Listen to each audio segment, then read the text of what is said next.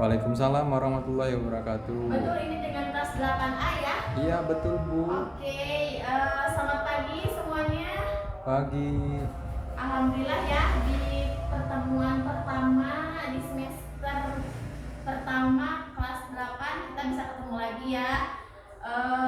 Sebelumnya kita kan pernah mempelajari tentang materi interaksi sosial ya di semester 1 dan 2 di kelas 7 ya. Dan sekarang alhamdulillah bisa ketemu lagi. Semoga kalian tidak bosan ya ketemu sama ibu. Iya Bu, enggak. Oke, kita absen dulu di sini. Hadir semua atau ada yang sakit atau izin nggak? Hadir semua Bu. Alhamdulillah dengan jumlah 20 siswa ya. Oke, bagus, pertahankan ya. Oke, masih semangat? Semangat Bu. Oke, nah di pertemuan pertama kita mau membahas tentang pengaruh interaksi sosial terhadap kehidupan sosial dan budaya, yang mana kalian nggak boleh melupakan di materi ini ada kaitannya juga dengan materi sebelumnya, yaitu materi interaksi sosial yang pernah kita pelajari di kelas 7 ya. Oke, mulai ya. Oke, ibu mau memaparkan dulu tujuan dari pembelajaran ini yang nantinya harus kalian bisa kuasai, yaitu pertama, kalian harus bisa memahami konsep mobilitas sosial. Nah, yang kedua, kalian juga harus bisa paham apa sih bentuk-bentuk mobilitas sosial, dan selanjutnya kalian juga harus bisa menjelaskan faktor-faktor terjadinya mobilitas sosial apa saja. Nah, mudah ya? Oke. Nah, coba ibu mau nanya, ini ada yang tahu nggak ini lagi kegiatan apa? Tuh, pelantikan Bu. Ya betul, ini sedang melakukan pelantikan, yang mana ini menteri-menteri sedang dilantik oleh presiden. Dan ini siapa? Itu Eyang B.J. Habibie Bu. Betul, beliau sudah almarhum ya. Iya. Ya, yang B.J. Habibie, betul.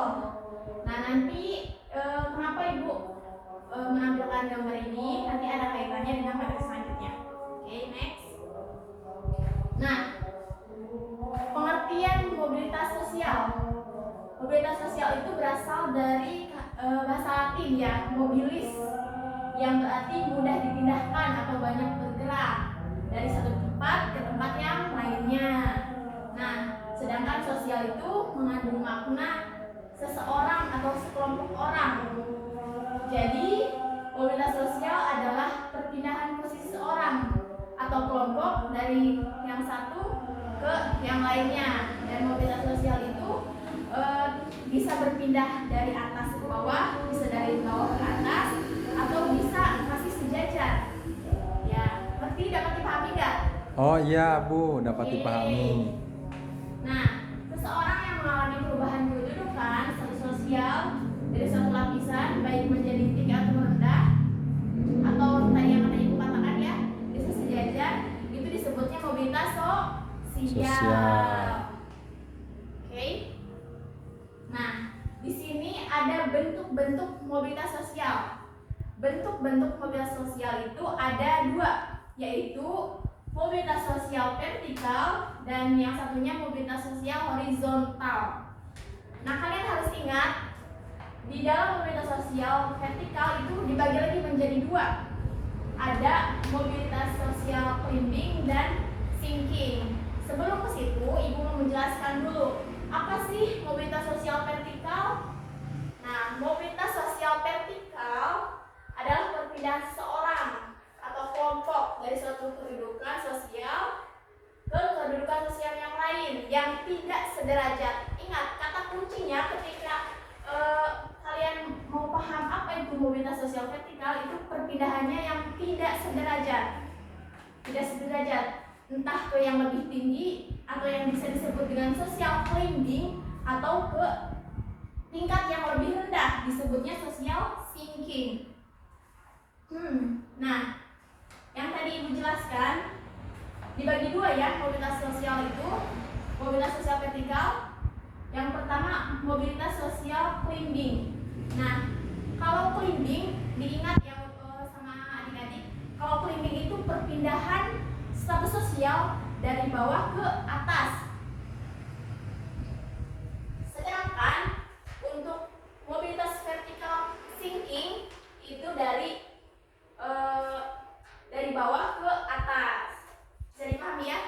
Bisa, Bu.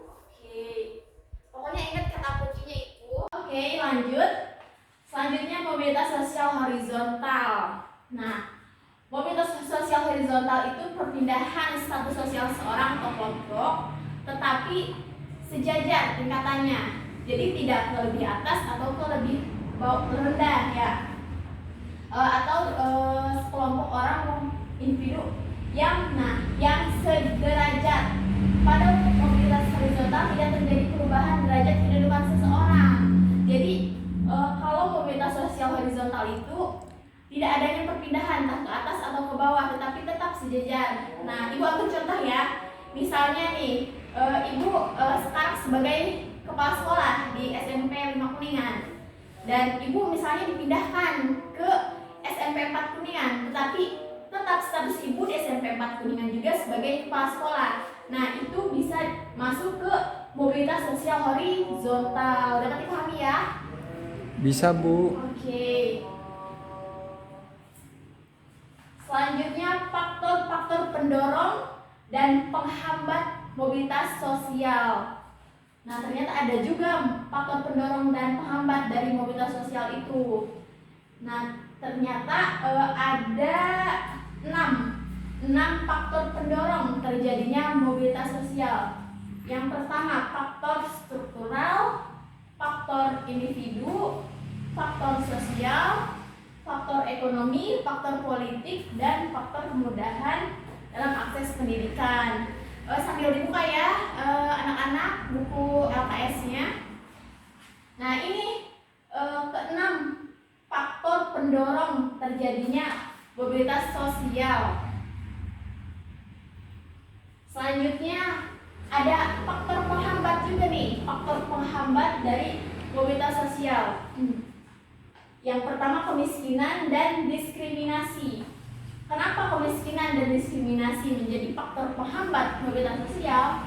Yang pertama, ini ada gambar seorang anak dan ayahnya ya, sedang berada di lingkungan yang terlihat kumuh ya, seperti tempat pembuangan sampah ya. Nah, mereka bisa dilihat mereka status sosialnya rendah, miskin ya mereka.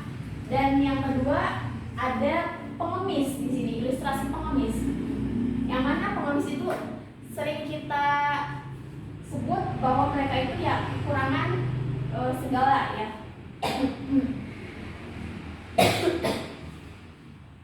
Nah, selanjutnya faktor penghambat yang kedua itu diskriminasi. Coba kalian lihat, ini ada gambar seseorang yang kulitnya hitam sedang didiskriminasi oleh orang-orang berkulit putih. Ini pernah terjadi ya waktu itu di suatu negara terjadi diskriminasi antara ras kulit hitam dan ras kulit putih. Dan ini juga gambar mengenai diskriminasi gender. Terkadang di kita masih terjadi diskriminasi gender antara perempuan dan laki-laki. Nah, diskriminasi ini menjadi faktor penghambat akan mobilitas sosial karena seseorang yang terkena diskriminasi, mereka tidak bebas untuk melakukan apa yang mereka inginkan untuk kehidupan yang lebih baik. Nah, sekian.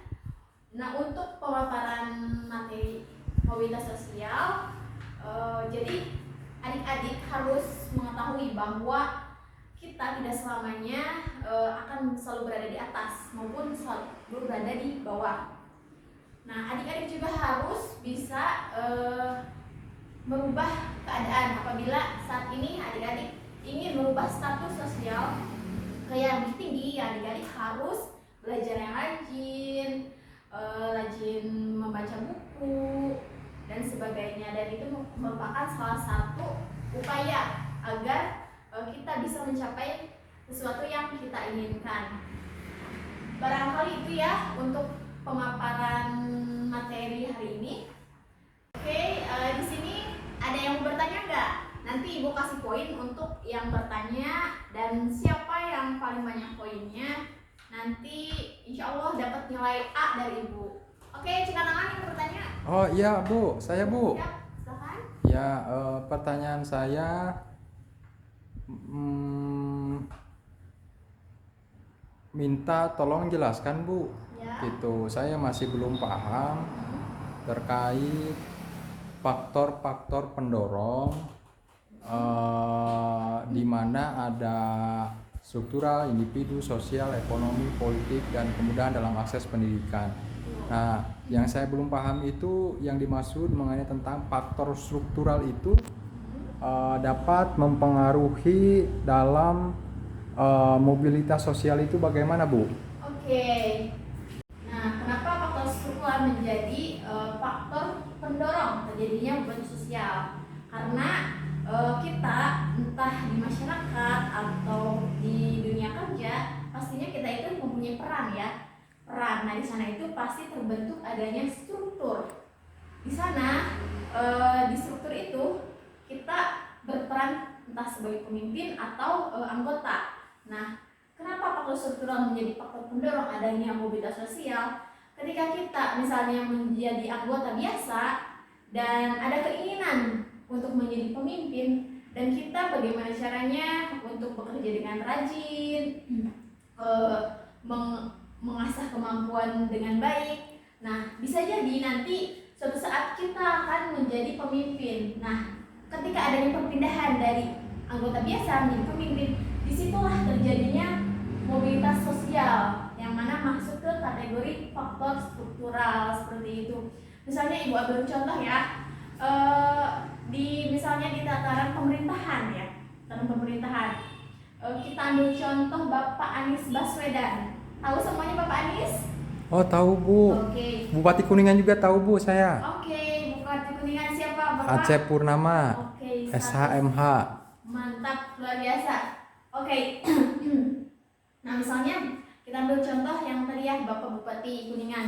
Nah, Bapak Bupati Kuningan dulunya bukan seorang bupati kan, hanya rakyat biasa, betul? Ya. Nah, sekarang Dia sebagai pengusaha armada sebagai dulu. pengusaha. Ya. Nah, sekarang beliau menjadi bupati. Nah, di situ kan terjadinya kenaikan mobilitas sosial yang mana masuk ke kategori mobilitas sosial vertikal, climbing. Nah, itu kan yang bisa dimaksudkan ke faktor struktural seperti itu. Bisa dipahami? Oh iya Bu, sekarang udah paham Bu. Oke. Terima kasih. Oke, kembali kasih. Ada yang lagi yang mau ditanyakan, anak-anak? Udah cukup Bu. Oke. Itu ya untuk materi pertemuan kali ini. Ada tugas untuk pertemuan selanjutnya nanti dikirimkan ke email Ibu ya. Tugasnya ada di buku halaman 10 ya. Di sana ada 5 soal yang harus kalian kerjakan. Mungkin itu ya yang dapat Ibu sampaikan hari ini. Kalian tetap semangat, jaga kesehatan karena kondisi sekarang lagi ini ya, lagi rawan sakit. Dan Ibu cukupkan, semoga materi hari ini bisa dipahami oleh teman-teman kalian semua ya. Ditutup wabillahi taufiq wal hidayah. Wassalamualaikum warahmatullahi wabarakatuh. Waalaikumsalam warahmatullahi wabarakatuh.